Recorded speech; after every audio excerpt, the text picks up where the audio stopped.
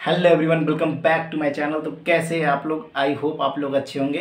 तो स्टार्ट करते हैं आज का वीडियो। और आज का वीडियो बहुत ज़्यादा अच्छी है और इम्पॉर्टेंट है आपके लिए। देखिए, बहुत सारे भाइयों का, खासकर बहुत सारे भाई बहुत ज़्यादा हार्ड वर्क करते हैं, मगर कुछ भाई में अभी ऐसे भी है जिनसे ज़्यादा तक स्टडी नहीं कर पाते। वो उनसे ना टाइम टेबल फॉलो हो पाता है, ना स्टडी फॉलो हो पाता है। आखिर कैसे वो फॉलो करे? तो देखो, दो तीन टिप्स बताऊंगा। देखो कैसे मैंने उतना टाइम टेबल करके मैंने अपने आप को स्ट्रॉन्ग किया, मजबूत किया। और खासकर मैं बहुत वीक था और मैंने अपने आप को कैसे इम्प्रूव किया, पूरे एक एक चीज़ प्रैक्टिकल वे में समझाऊंगा। ठीक है ना? ज़्यादा लंबा वीडियो नहीं करूँगा, ध्यान से सुनो। अब देखो, बहुत सारे भाइयों के साथ ये इशू होता है कि वो ज़्यादा लंबे टाइम तक स्टडी नहीं कर पाते हैं। ठीक है?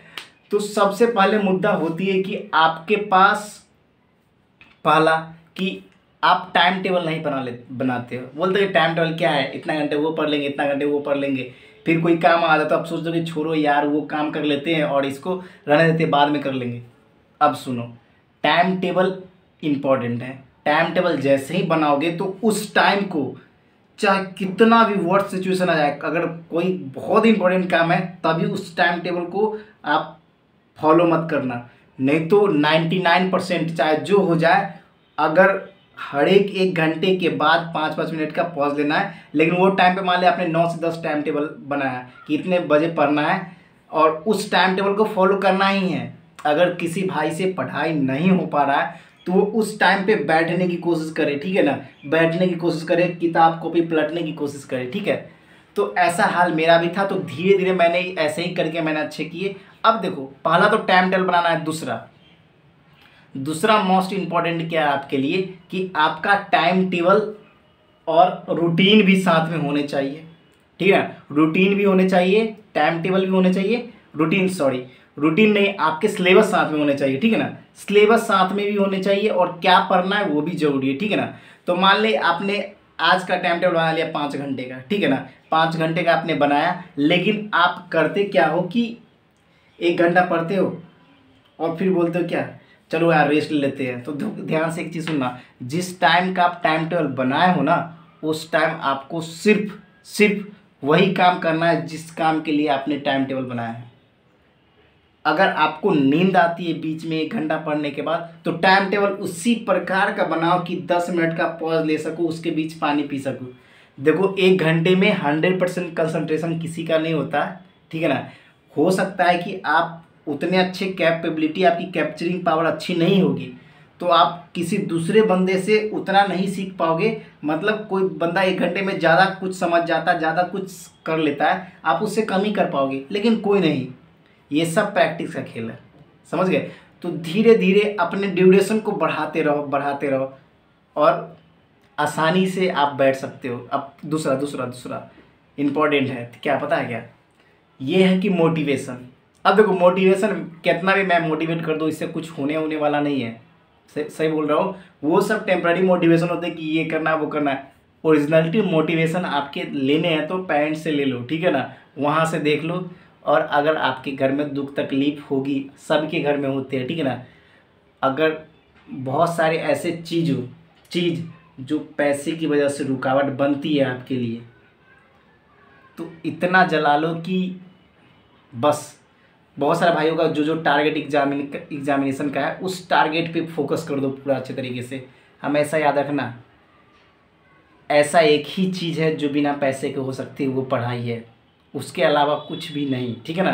ठीक है ना? बस ये चीज़ ध्यान रखना। ठीक है ना? इसमें भी बहुत सारे बच्चे कमेंट कर दें कि पैसा नहीं होगा तो मैं क्लासरूम ये नहीं जाएगा। भाई, अभी ऑनलाइन का ज़माना है। ठीक है ना? अभी बहुत सारे चीज़, अगर मोटिवेशन है ना, तो ऑनलाइन पढ़ के ना बहुत कुछ कर सकते हो। ठीक है?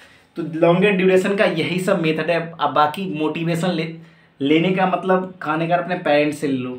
ठीक है ना? मोटिवेशन उन्हीं से लोगे तभी कुछ हो पाएगा। नहीं वरना कोई दूसरा मोटिवेट करेगा तो टेम्पररी होगा, फिर क्षण भर में खत्म हो जाएगा। और तीसरी मोस्ट इंपॉर्टेंट